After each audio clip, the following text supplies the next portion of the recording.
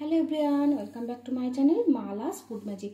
আজ আমি রাতের ডিনারের জন্য বানাবো মটরশুঁটির কচুরি আর চানা মশলা। তাহলে চলুন বানাতে শুরু করি। এখানে আমি ফ্রেশ মটরশুঁটি নিয়েছি, এটা আমি পেস্ট করে নেব। এখানে পেস্ট করে নিয়েছি আমি।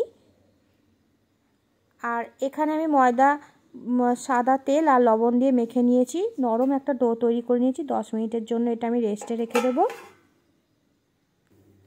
গ্যাসের উপর একটা কড়াই বসিয়েছি, দিয়ে দেবো তেল। যে কোনো তেল দেওয়া যায় এখানে। তেল গরম হয়ে গেছে, দিয়ে দেবো সামান্য কালো জিরে। এখানে নিয়েছি আমি আদা কুড়োনো আর লঙ্কা কুড়োনো, এর বদলে বাটাও দেওয়া যায়। এটা দিয়ে দেবো তেলের মধ্যে। দিয়ে দেবো সামান্য হিং।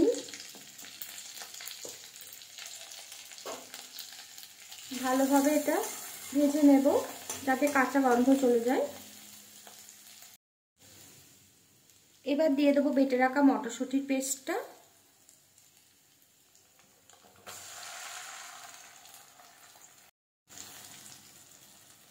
পুরটা ভালোভাবে তেলের সঙ্গে মিশিয়ে দেবো। পুরটা ভালোভাবে রান্না করে নেব যতক্ষণ না এটা কড়া থেকে উঠে আসে, তাহলেই জানবো পুরটা তৈরি হয়ে গেছে। এভাবে নেড়ে চেড়ে এটাকে ভালোভাবে রান্না করে নেব। পুরটা প্রায় হয়েই এসছে। এই সময় এর মধ্যে দিয়ে দেবো সামান্য চিনি আর দিয়ে দেবো স্বাদ মতো লবণ। এটাও মিশিয়ে নেব পুরের সাথে। মটরশুঁটির পুরটা তৈরি হয়ে গেছে। মটরশুঁটির পুরটা তৈরি হয়ে গেছে, এই যে কড়া থেকে ছেড়ে আসছে। এবার পুরটা ঠান্ডা করে নেব আমি।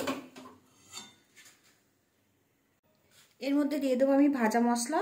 এখানে ধনে, জিরে আর শুকনো লঙ্কা ভাজা আছে, এটা পুরের সাথে মিশিয়ে নেব।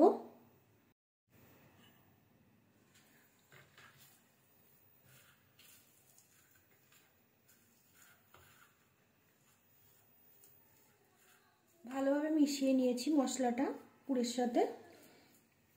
এবার এখান থেকে আমি ছোট ছোট লাড্ডু বানিয়ে নেব। এইভাবে সবকটা লাড্ডু বানিয়ে নেব।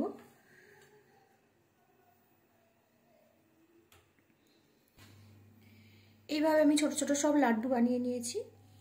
এদিকে 10 মিনিট হয়ে গেছে। ময়দাটা আরেকবার ঠেসে নেব আমি ভালোভাবে। এবার এখান থেকে ছোট ছোট গুটি কেটে নেব। এইভাবে ছোট ছোট গুটি কেটে নেব।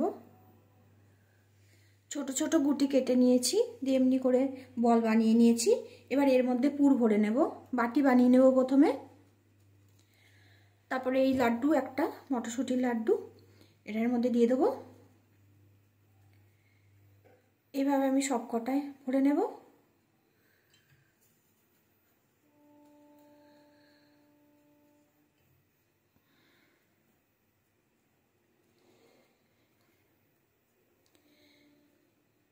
এইভাবে সব কটা ভরে নেব।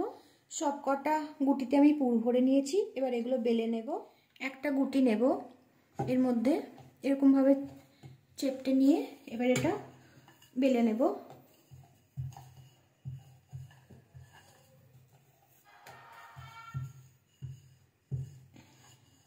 এইভাবে আমি সবকটা কচুরি, এখানে আমি সবকটা কচুরি বেলে নিয়েছি। এবার এগুলো ভেজে নেব। গ্যাসের উপর একটা কড়াই বসিয়েছি, দিয়েছি পর্যাপ্ত পরিমাণে তেল। এবার কচুরিগুলো এই গরম তেলে ভেজে নেব।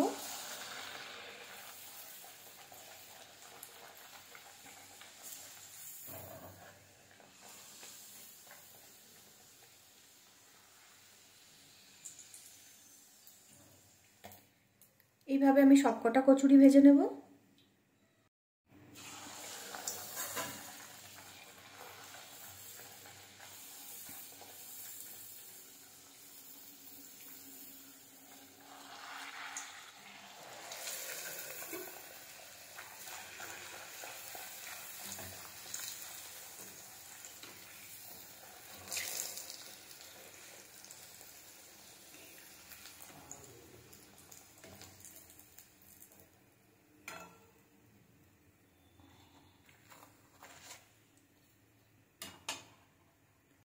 তৈরি হয়ে গেল আমার মটরশুঁটির কচুরি।